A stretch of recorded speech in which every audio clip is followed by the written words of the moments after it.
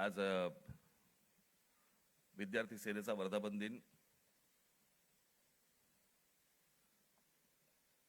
खूप वर्ष झाली. माझी राजकारणाची सुरुवातच ही विद्यार्थी सेनेतून झाली आणि त्याच्यातनं काम करत करत करत करत घडत घडत घडत घडत आज इथपर्यंत आलो. अमित आणि त्याचे सगळे सहकारी उत्तम काम करतील अशी अपेक्षा आहे, आशा आहे.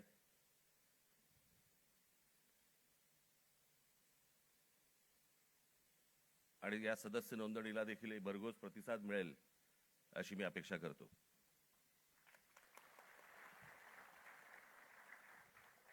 आज एवढ्या मोठ्या आंदोलनानंतर आज इतक्या लगेच विद्यार्थ्यांच्या आंदोलनानंतर लगेच इतक्या लवकर विद्यार्थी सेनेचा वर्धापन दिन आलाय.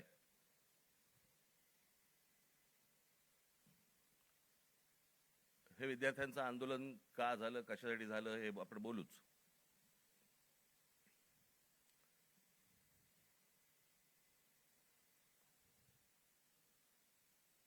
परंतु मी ज्या वेळेला कामाला सुरुवात केली त्यावेळेला काळ वेगळा होता, विषय वेगळे होते. आत्ताचे विषय वेगळे आहेत. त्यावेळेचा तरुण वेगळा होता, आत्ताचा तरुण वेगळा आहे. तेव्हाचे विद्यार्थी वेगळे होते, आत्ताचे विद्यार्थी वेगळे आहेत.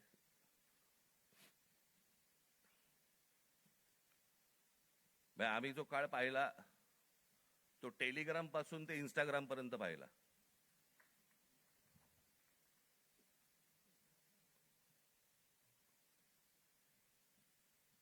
आणि आत्ताच्या ह्या सगळ्या काय जेनझी म्हणजे 97 पासून जे जन्माला आले ते 2011 पर्यंतचे, बरोबर ना? 12 पर्यंत तेच ते.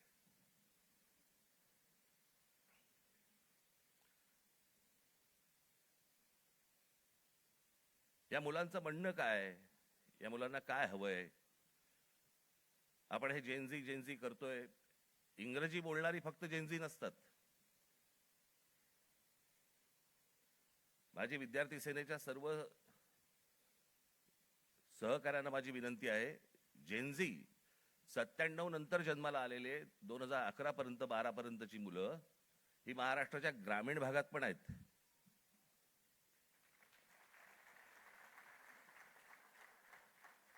मुंबई पुण्याचे दिल्लीचे फक्त जेनझी नसतात किंवा नाहीत.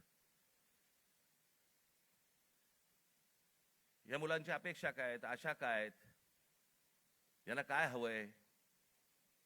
मला असं वाटतं ही गोष्ट समजून घेणं गरजेचं आहे. काही जुन्या ज्या काही भ्रामक कल्पना ज्या होत्या मला असं वाटतं त्याही आता आपण सोडून दिल्या पाहिजेत. आमच्या काळामध्ये आम्ही त्यावेळेला लहान असताना आमचे आई वडील सांगायचे, डोक्याला रात्री झोपताना तेल लावत जा, बुद्धी तल्लख होते.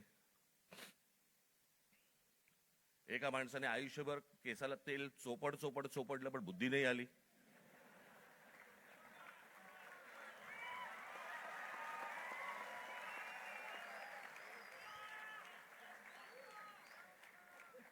प्रत्येक केस स्वतंत्र उमेदवारासारखा उभा असतो.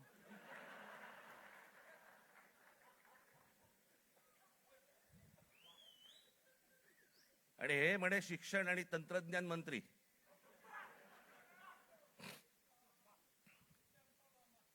काय बोलतोय आपण?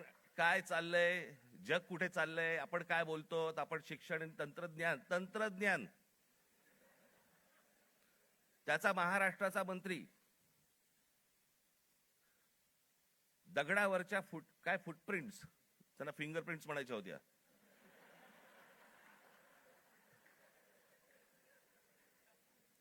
ते म्हणे आता लिंक आधारशी करणार. कसं?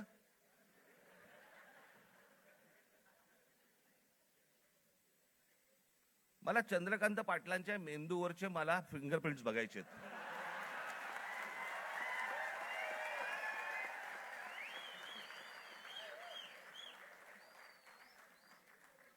कोल्हापूरकरांनी ज्ञान मिळावं म्हणून या माणसाला कोल्हापूरवरनं पुण्यात पाठवलं, जिकडे बाबा शिक्षणाचं बाहेरघर आहे. तिथेही काही नाही झालं. तिथेही काही नाही झालं. आता असे शिक्षण मंत्री म्हटल्यानंतर जेनझींचा पारा सणकणार की नाही सणकणार, चढणार की नाही चढणार, की ही अशी माणसं आमच्या नशिबी आणून तुम्ही ठेवली आहेत. आत्ताच मी एक पंतप्रधानांचं आत्ता आलेलं काहीतरी एक मी निवेदन आत्ता मी पाहून आलो.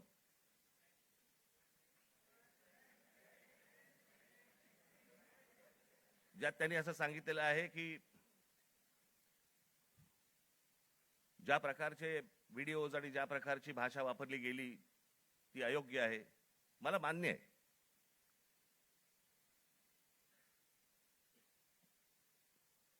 कोणाच्याही बाबतीमध्ये अशा प्रकारची खालच्या थरातली भाषा ही वापरली जाऊ नये हे मला 100% मला मान्य आहे पंतप्रधानांचं. मला पंतप्रधानांना फक्त एवढंच सांगायचंय, हे तुमच्या पक्षातल्या लोकांना पण सांगा.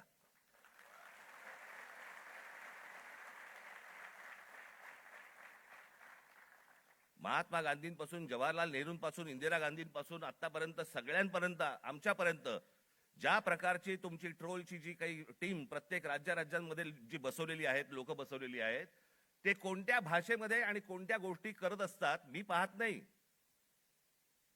मला ज्या गोष्टी कानावरती येतात, आज अनेक कलाकार आहेत महाराष्ट्रामधले, अनेक कलाकार आहेत, ते म्हणतात बाबा बोलायलाच नको, काही लिहायलाच नको, इतक्या शिव्या पडतात, इतक्या गोष्टी होतात. ही यांचीच माणसं भरलेली आहेत. मला असं वाटतं पंतप्रधानांनी त्याही लोकांना सांगावं की त्यांनी बंद करावं म्हणून. हे गेल्या 12 वर्षातच सगळी सुरुवात झाली. भारतीय जनता पक्षाचे जी काही ट्रोलच्या टीम्स आहेत यांनी ह्या ज्या गोष्टी सुरू केल्या, याच्यातनच हे ज्याला म्हणतो ना आपण, जे तुम्ही पेराल तेच उगवेल, तेच आलं अंगावर तुमच्या. त्याच्यात पंतप्रधानांनी सांगितलं की मला शिव्या दिल्या, माझ्या आईबद्दल बोलले. चुकीचंच आहे, हे मनापासून सांगतो मी, हे चुकीचंच आहे. पण मला जी पंतप्रधानांना विनंती आहे, दुसऱ्यांनाही आया असतात.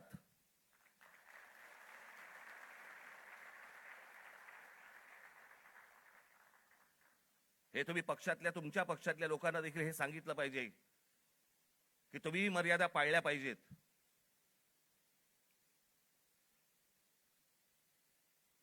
आज पंतप्रधान सांगतात की मी त्या मुलांना सगळ्यांना माफ केलं, पण इतकी 12 वर्ष तुमच्या लोकांनी जे काही केलंय त्याची माफी कोण मागणार?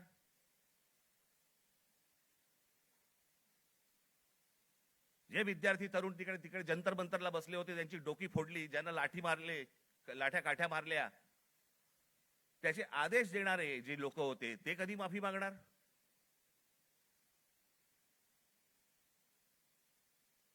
आणि मला असं वाटतंय की हे मूळ हे काय झालंय, नीटची परीक्षा हे कारण आहेच, पण हे प्रत्येक ठिकाणी त्याला जो काही रिस्पॉन्स मिळाला, सगळेच काही विद्यार्थी होते आणि तरुण होते, अनेक जे विद्यार्थी दशेतनं बाहेर आलेले आहेत, अनेक तरुण होते, अनेक तरुणी होत्या. हे का आले रस्त्यावरती? याचं कारण सभोवतालचं वातावरण. आज अनेकांना वाटलं की हे फक्त नीटची परीक्षेचे पेपर फुटले, हे कारण होतं त्या आंदोलनाचं. पण त्या आंदोलनाने जे रौद्र स्वरूप धारण केलं त्याचं कारण हे आजूबाजूचं इतक्या वर्षांचं साचलेलं जे काही आहे ना, मला फुटपाथवर चालता येत नाही, माझ्याकडे पाणी तुंबलेलं असतं,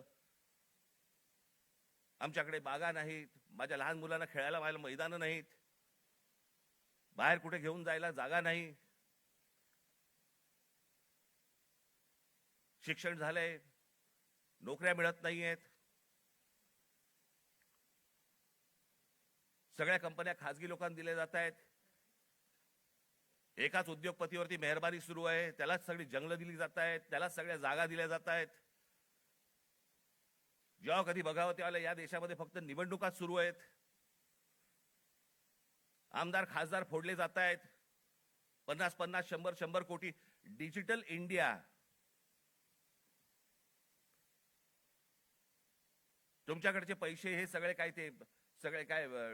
डिजिटलाइज केलेत वगैरे वगैरे, काय ज्या गोष्टी सगळ्या आता झाल्या. हे आमदार खासदार फुटतात त्यावेळेला कुठे कार्ड कुठे स्वाईप करतात?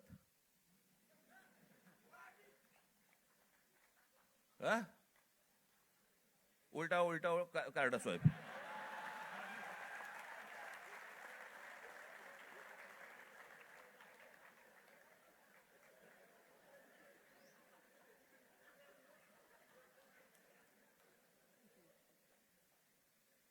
पैसे कुठे देतात मग? हे सगळं जे आहे हे सगळं साचलंय. हे सगळं साचलंय. त्या सगळ्या गोष्टींचा उद्रेक आता बाहेर येतोय. तो येणार, अजून येणार.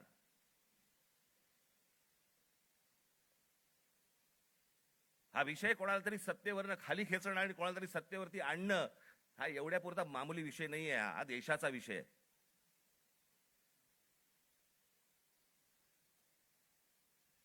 हा देशाच्या भविष्याचा विषय आहे. देशातल्या विद्यार्थ्यांच्या, तरुणांचा भविष्यातला विषय हा. काय होणार आहे त्यांचं? आज माझ्या महाराष्ट्रातल्या ग्रामीण भागामध्ये, देशातल्या आज ग्रामीण भागामधला तिकडचा तरुण, तिकडच्या तरुणी काय करत असतील दिवसभर? काय विचार करत असतील? तो तिकडचा तरुण ज्यावेळेला विचार करत असेल की बाबा माझ्या बाजूच्या घरामध्ये एकाने शेतकऱ्यांनी माझ्या वडिलांचे मित्र होते, त्यांनी आत्महत्या केली. त्यांच्या अंत्यविधीसाठी तो मुलगा जाणार, विचार काय करणार? हे माझ्या वडिलांच्या मनामध्ये येऊ नये. मग याच्यासाठी मी काय केलं पाहिजे? मग मी शहरात गेलं पाहिजे. मग शहरात गेल्यावरती काय होणार माझं? मला कुठून नोकरी मिळणार? मला कुठून शिक्षण मिळणार? माझं पुढे काय होणार?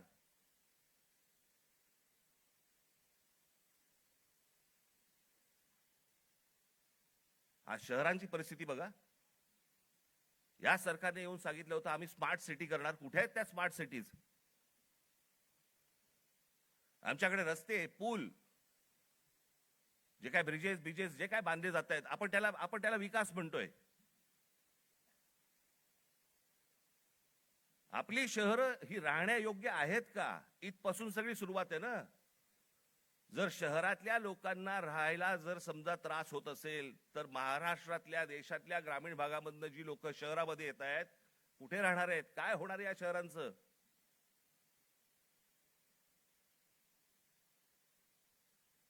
मी आता एक जस्ट तुमच्यासाठी म्हणून एक आकडा म्हणून आणलाय. आजची देशाची शिक्षणाची परिस्थिती हे वर्तमानपत्रांमध्ये आलेलं, हे वेबसाईटवरनं काढलेलं, अनेक गोष्टींमधनं आलेलं, हे त्याच्यातनं मी हे तुमच्या समोर मांडतोय. आजची देशाची शिक्षणाची परिस्थिती काय आहे? देशातील 1 लाख शैक्षणिक संस्थांमध्ये मुलींसाठी स्वच्छतागृह नाही. 1 लाख. 15,000 शाळांमध्ये पिण्याच्या पाण्याची सुविधा नाही. 2004 मध्ये 8 लाख शिक्षकांची पदे जी रिक्त होती ती 2026 मध्ये ही संख्या 10 लाखावरती पोहोचलेली आहे. शिक्षक हवे 10 लाख. 23 ला जॉईंट एंट्रन्स एक्झाम परीक्षार्थ्यांसाठी फक्त 1 लाख जागा उपलब्ध आहेत. 2014 मध्ये 3 लाख विद्यार्थी परदेशात शिक्षणासाठी गेले होते. 2014 ला 3 लाख. तर 2026 मध्ये ही संख्या 9,10,000वरती पोहोचली. आज इतकी मुलं परदेशात जात आहेत. का परदेशात जात आहेत? मी 2014 साली मी एक डॉक्युमेंटरी केली होती, छोटीशी एक फिल्म केली होती 16 मिनिटाची. आपण जरूर बघा, YouTube वरती आहे.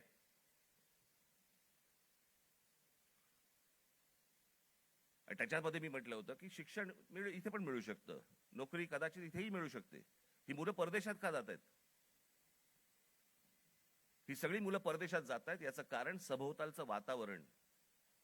मी माझ्या घरातनं बाहेर पडल्यावरती मला आनंद मिळाला पाहिजे की मी काय शहरामध्ये राहतोय, काय सुंदर रस्ते आहेत, काय चांगले फुटपाथ आहेत, काय चांगल्या बागा आहेत, काय चांगली मैदान आहेत, स्पोर्ट्स कॉम्प्लेक्स आहे. मला प्रत्येक गोष्टीला वाव आहे. मग आमच्याकडे ही गोष्ट का नाहीये?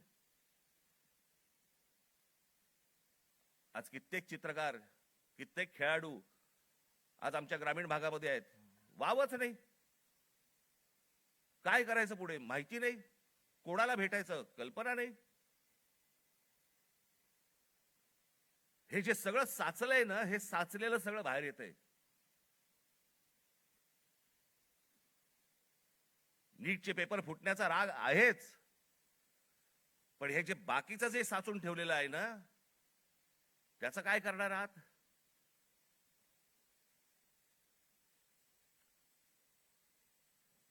दोन 2014 मध्ये परदेशातील शिक्षणावरती भारतीयांनी, परदेशात जे गेले लोक 2014 मध्ये, त्या भारतीयांनी किती पैसे खर्च झाले त्यांनी स्वतःहून जे खर्च केले, म्हणजे आपल्या देशातनं जे बाहेर पैसे गेले ते किती गेले? तर ते 79,500 कोटी खर्च झाले. 79,500 कोटी. आज हा खर्च वाढून, आज 2026 मधली गोष्ट बोलतोय, किती वरती गेलाय? तर तो 5,85,000 कोटी वरती गेलाय.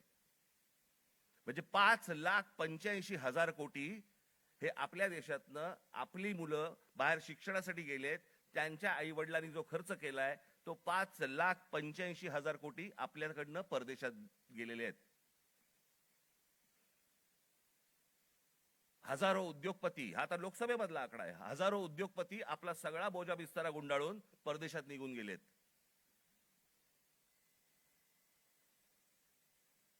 अहो एवढं कशाला?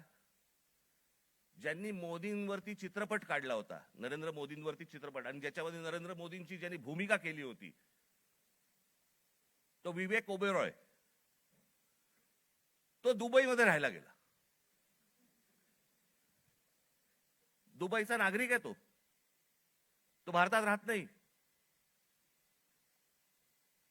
मोदीजींनी खूप चांगलं काम केलंय, मोदीजी देशाला मोठं करतायत, मोदीजी देशामध्ये काय काय काय उद्योग आणतायत, हे आणतायत वगैरे वगैरे, अशी मुक्ता फळं जी आत्ता केली. तो कोण? आर माधवन ना, तो आर माधवन. विचारा कुठे राहतो हा आर माधवन? दुबईमध्ये स्थायिक झालेला आहे. यांना जर समजा या देशाबद्दल आहे प्रेम, या देशातल्या पंतप्रधानांबद्दल प्रेम आहे, ते विकास करतायत, हा जर समजा ह्यांना विश्वास आहे, हे परदेशात का जाऊन राहतायत? हे परिवारासकट दुबईला जाऊन का राहतायत? इथे येणार, स्पॉन्सर फिल्म मध्ये काम करणार, गव्हर्नमेंट स्पॉन्सर्ड फिल्म मध्ये, ते धुरंधर बिरंदर, आणि मग इथून करून जाणार परत दुबईला. देशात खूप चांगलं चाललेलं आहे, मी चाललो दुबईला. ही माणसं दुबईला जात आहेत. या मुलांचं काय घेऊन बसलोय आपण?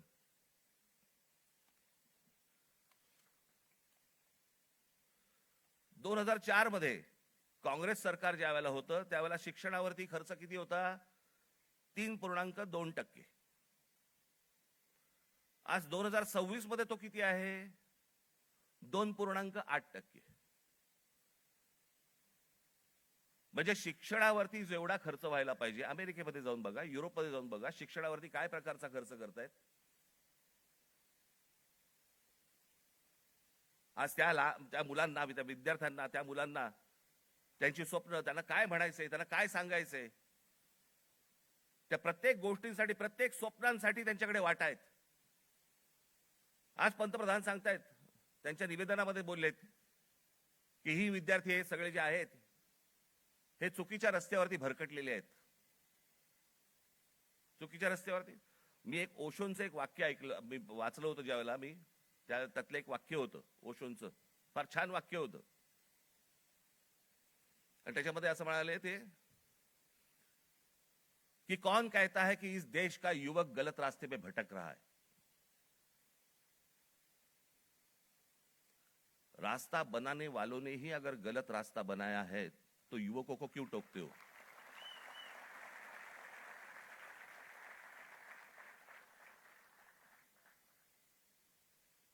ते चुकीच्या रस्त्यावरती नाही आहेत. त्यांच्या आशा, अपेक्षा, महत्वाकांक्षा या सगळ्या मारल्या जात आहेत.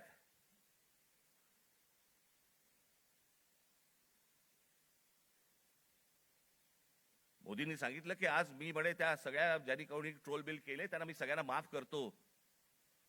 या नीटच्या परीक्षांचे पेपर फुटल्यानंतर ज्या मुलांनी आत्महत्या केल्या त्यांच्या आई वडिलांची कोण माफी मागणार?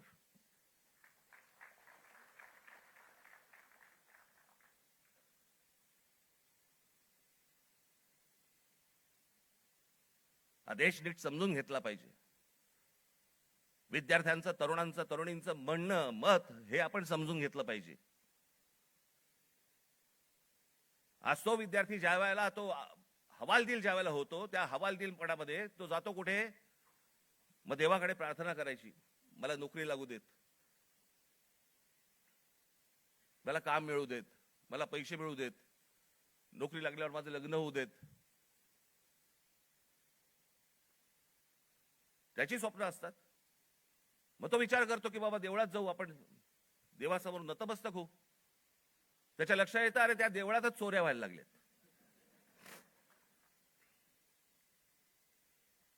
देवळात चोऱ्या. राम मंदिरासारखं इतकं भावनिक दृष्ट्या महत्वाचं असलेलं एक राम मंदिर उभं राहतं आणि त्या राम मंदिरामध्ये 1400 कोटी, आता नुसता जस्ट आकडा आलेला आहे, 1400 कोटी रुपयांची चोरी होते.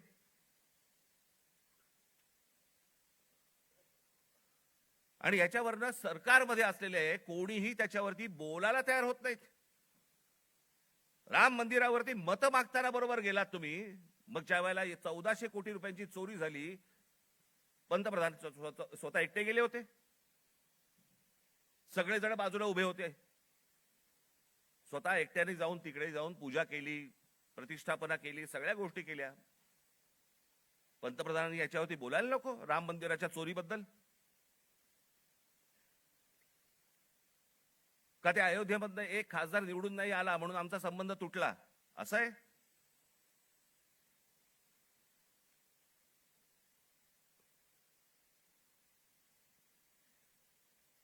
आज तो हवालदिल झालेला जो तरुण आहे, तो या सगळ्या मंदिरांचा रस्ते पकडतोय. धर्मांध बनवू नका त्या तरुणाला.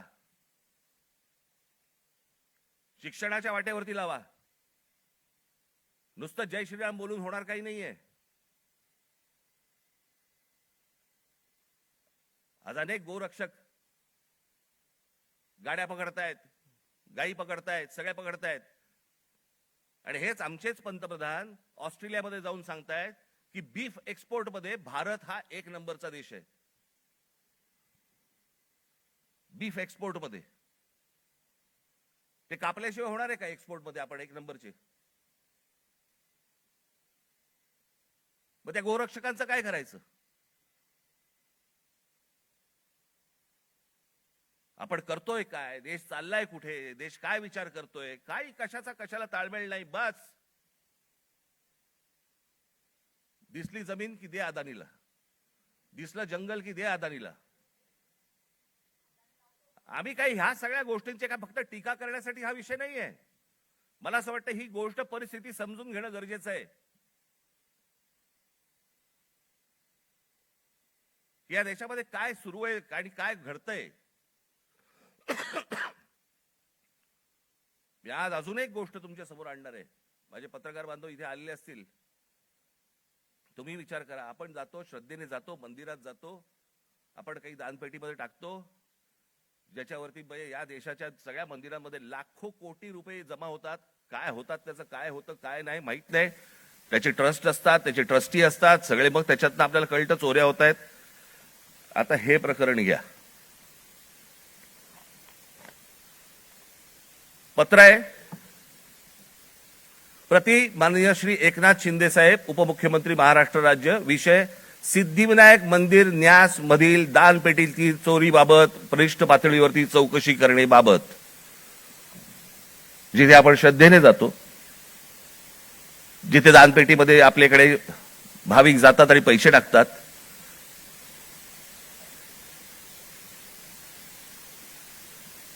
त्याचं कारण असतं ते धर्मासाठी म्हणून आपण असे टाकतो.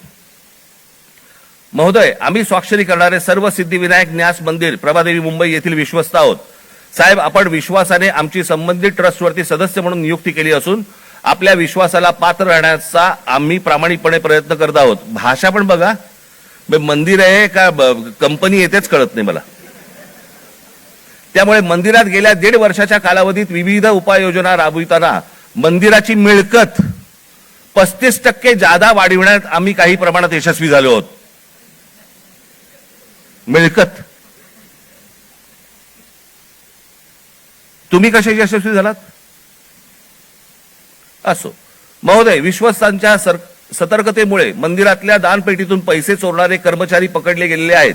हे कर्मचारी पकडण्यापूर्वी दर बुधवारी मंदिरातल्या दानपेटीतील रकमेची मोजदाद ही 50 लाख रुपयाच्या आत होती. मात्र हे कर्मचारी पकडल्यानंतर गेले 3 आठवड्याची दानपेटी रक्कम ही 1.5 कोटी रुपयांच्या घरात पोहोचली आहे. याचाच अर्थ यापूर्वी दर आठवड्याला दानपेटीतील जमा होणाऱ्या काही रकमेतील काही रक्कम ही लंपास होत होती. त्यामुळे दरवर्षी सुमारे 18 कोटी रुपयांचे मंदिराचे नुकसान होत होते. याचे धागेदोरे वरिष्ठ पातळीवर आहेत असा आमचा ठाम संशय आहे. साहेब, या प्रकरणाची आपण गंभीर दखल घेऊन शासकीय पातळीवरती संबंधित प्रशासनातील वरिष्ठ अधिकाऱ्यांची चौकशी लावावी अशी आमची आपणास विनंती आहे. विश्वस्त मंडळ सिद्धिविनायक गणपती मंदिर न्यास, प्रभादेवी, मुंबई. हे सह्या केले आहेत. राहुल लोंढे, भास्कर शेट्टी, महेश मुदलियार, जितेंद्र राऊत, मीना कांबळी, मनीषा तुपे, गोपाळ दळवी, सुदर्शन सांगळे हे त्यांचं पत्र आहे.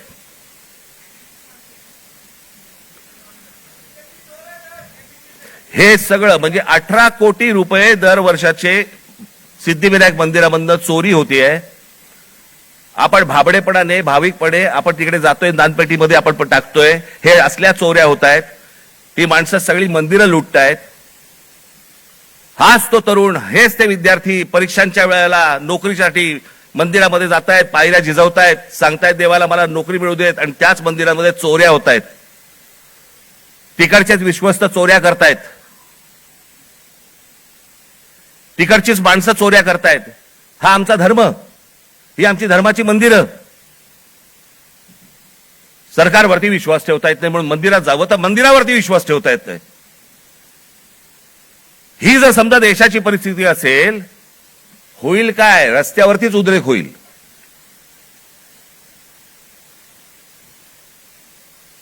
राजकारण सोडून द्या बाजूला. मला असं वाटतं या सगळ्या गोष्टींचा सामूहिक देशाचा म्हणून, राज्याचा म्हणून आपण विचार करणं गरजेचं आहे सर्वांनी मिळून. निवडणुका येतील त्यावेळेला विचार करू वेगळा. पण आज काय परिस्थिती आहे? हे का झालं? कशामुळे झालं? हा उद्रेक का झाला? मला असं वाटतं ह्या गोष्टी समजून घ्यायला नको. अनेक बारीक त्याला लेयर्स आहेत, पापुत्रे आहेत. ते पापुत्रे चढत त्याची वडी झालेली आहे. मला असं वाटतं ही गोष्ट सरकारने समजून घेणं गरजेचं आहे. आज मनातल्या तरुणांच्या, विद्यार्थ्यांच्या आशा, आकांक्षा, महत्वाकांक्षा या मला असं वाटतं विद्यार्थी सेनेने समजून घेणं गरजेचं आहे. नोंदणी होत राहील, पण ते काय विचार करतायत मला असं वाटतं हे पाहणं गरजेचं आहे. याच्यामध्ये जर बदल झाला नाही, मी हीच गोष्ट एकदा मागे जेव्हा नीटचा पेपर फुटला होता 2016 साली, तेव्हा मी पंतप्रधानांना फोन केला होता आणि त्यांना मी सांगितलं होतं की म्हटलं हे तुम्ही स्वतः ह्याच्यामध्ये जातीने लक्ष घाला या प्रकरणामध्ये. म्हटलं देशातले शेतकरी आत्महत्या करतायत, हे मी 2016ला सांगितलं होतं. म्हटलं उद्या हे विद्यार्थी आत्महत्या करतील, आणि आज तेच घडलं. 21 विद्यार्थ्यांनी आत्महत्या केली.